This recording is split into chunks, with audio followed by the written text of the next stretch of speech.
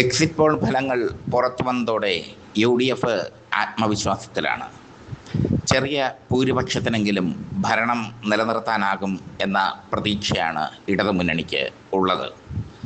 ചെറിയ ഭൂരിപക്ഷത്തിൽ ഭരണം നിലനിർത്താനാകും എന്ന പ്രതീക്ഷ പുലർത്തുമ്പോഴും ഇടതുമുന്നണി വളരെ ശ്രദ്ധാപൂർവം കരുക്കൾ നീക്കുകയാണ്.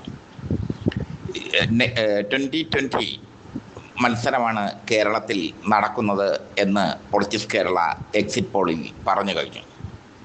ആ 2020 മത്സരത്തിൽ ഇടതുമുന്നണി കരുക്കൾ നീക്കുന്നത് UDFിലെ ഘടകകക്ഷികൾക്ക് നേർക്കാണ്.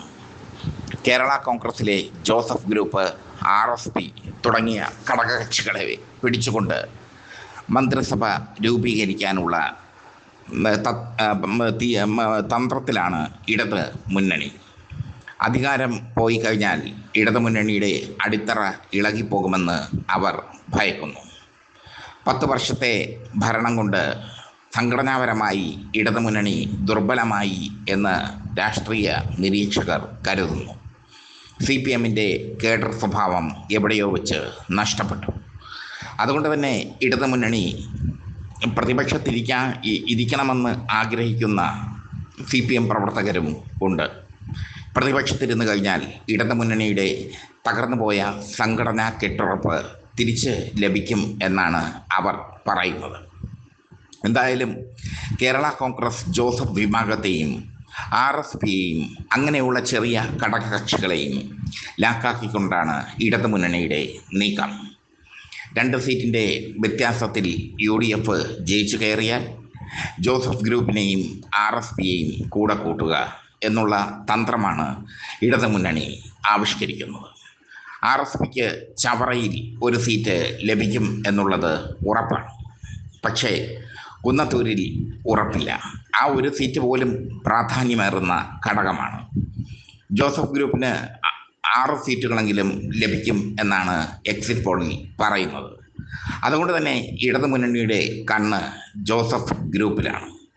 ജോസഫ് ഗ്രൂപ്പും മാണി ഗ്രൂപ്പും തമ്മിലുള്ള കുടിപ്പകയൊക്കെ ഭരണം കിട്ടുമ്പോൾ മറന്നുപോകുമെന്ന് ഇടതുമുന്നണിയുടെ രാഷ്ട്രീയ നിരീക്ഷകർ, CPMലെ രാഷ്ട്രീയ നിരീക്ഷകർ കരുതുന്നു. CPI ദുർബലമായ സാഹചര്യവും CPMനെ വെട്ടിലാക്കുന്നുണ്ട്. CPI കഴിഞ്ഞ തവണ മികച്ച പ്രകടനമാണ് കാഴ്ചവെച്ചത്. 17 പേരാണ് CPIയിൽ നിന്ന് ജയിച്ചത്. ആ 17 പേരിൽ 10 പേരെങ്കിലും ജയിച്ചു വന്നാൽ ഭാഗ്യം എന്നാണ് എക്സിറ്റ് പോൾ ഫലം വ്യക്തമാക്കുന്നത്. പലയിടത്തും CPI മന്ത്രിമാർ ടൈറ്റ് ഫൈറ്റ് നടത്തേണ്ടി വന്നു. പ്രത്യേകിച്ചും ചടയമംഗലം പോലുള്ള CPIയുടെ ഉറച്ച കോട്ടകളിൽ. ചടയമംഗലത്ത് ചിഞ്ചു റാണിക്കെതിരെ MM നസീർ ശക്തമായ പ്രതിരോധമാണ് ഉയർത്തിയത്. ഇതൊക്കെ ഇടതുമുന്നണിയെ അസ്വസ്ഥമാക്കുന്നു. ചെറിയ ഭൂരിപക്ഷത്തിൽ അധികാരത്തിൽ വന്നു കഴിഞ്ഞാൽ, അല്ലെങ്കിൽ UDFന് ഒരു 5 സീറ്റിൻ്റെ മേൽക്കോയ്മയാണ് ലഭിക്കുന്നതെങ്കിൽ ജോസഫ് ഗ്രൂപ്പിനെയും RSPയെയും അടർത്തിയെടുത്തുകൊണ്ട് ഭരണം നിലനിർത്താം എന്നുള്ള വിശ്വാസത്തിലാണ് CPM. അതിനുള്ള തന്ത്രങ്ങളാണ് CPM ഇപ്പോൾ മെനയുന്നത്. മുഖ്യമന്ത്രി പിണറായി വിജയൻ്റെ നേതൃത്വത്തിൽ 3ാമതൊരു സർക്കാർ എന്നുള്ളത് പിണറായിയെ ആരാധിക്കുന്നവരുടെ സ്വപ്നമാണ്. എക്സിറ്റ് പോൾ ഫലങ്ങൾ സൂചിപ്പിക്കുന്നത് പലയിടങ്ങളിലും ന്യൂനപക്ഷ വോട്ടുകൾ ഏകീകരിക്കപ്പെട്ടില്ല എന്നുള്ളതാണ്. വെള്ളാപ്പള്ളി നടേശൻ്റെ ന്യൂനപക്ഷ വിരുദ്ധ പ്രസ്താവന, മുസ്ലിം വിരുദ്ധ പ്രസ്താവന നന്നായി ബാധിച്ചു CPMനെ, അല്ലെങ്കിൽ ഇടതുമുന്നണിയെ എന്ന് വേണമെങ്കിൽ പറയാം. വെള്ളാപ്പള്ളി ഇപ്പോഴും പറയുന്നത് നേരിയ ഭൂരിപക്ഷത്തിൽ ഇടതുമുന്നണി അധികാരത്തിൽ വരുമെന്നാണ്. ഇടതുമുന്നണിക്ക് അനുകൂലമായി സംസാരിച്ചുകൊണ്ട് മുസ്ലിം സമുദായത്തെ അടച്ച് ആക്ഷേപിക്കുന്ന ഒരു പരിപാടിയാണ് വെള്ളാപ്പള്ളി നടേശൻ കാണിച്ചത്. അതിനെ ചെറുക്കാത്തതും അതിനെ പ്രതിരോധിക്കാത്തതും ഇടതുമുന്നണിക്ക് വലിയ ദോഷം ചെയ്തു. 2021 ഇടതുമുന്നണി അധികാരത്തിൽ വന്നപ്പോൾ മുസ്ലിം സമുദായത്തിൻ്റെ വോട്ടുകൾക്ക് വലിയ പ്രാധാന്യം ഉണ്ടായിരുന്നു. മാണി ഗ്രൂപ്പിൻ്റെ പിൻബലത്തിൽ മധ്യകേരളത്തിലെ ക്രൈസ്തവ വോട്ടുകളും ഇടതുമുന്നണിക്ക് അനുകൂലമായി നിന്നു. ഇതൊക്കെയാണ് ഇടതുമുന്നണി അധികാരത്തിൽ വരാനുള്ള പ്രധാന കാരണങ്ങൾ. പക്ഷേ വെള്ളാപ്പള്ളി നടേശനെ കൂടെ കൂട്ടിയത് വലിയ തിരിച്ചടിയായി മാറി. വെള്ളാപ്പള്ളി നടേശൻ നിരന്തരം മുസ്ലിം വിരുദ്ധ പ്രസ്താവന നടത്തുമ്പോൾ ഗോവിന്ദൻ മാസ്റ്ററും പിണറായി വിജയനും നിശബ്ദമായി അത് നോക്കി നിന്നത് തിരിച്ചടിയായി മാറി. എന്തായാലും ഇടതുമുന്നണി വീണ്ടും അധികാരത്തിൽ വരും എന്ന് തന്നെയാണ് ഇടതു നേതാക്കൾ ഉറച്ച് വിശ്വസിക്കുന്നത്. ആദ്യമേ അവർ പറഞ്ഞത് ഞങ്ങൾ പറഞ്ഞതുപോലെ 77 സീറ്റ് വരെ ലഭിക്കും എന്നാണ്.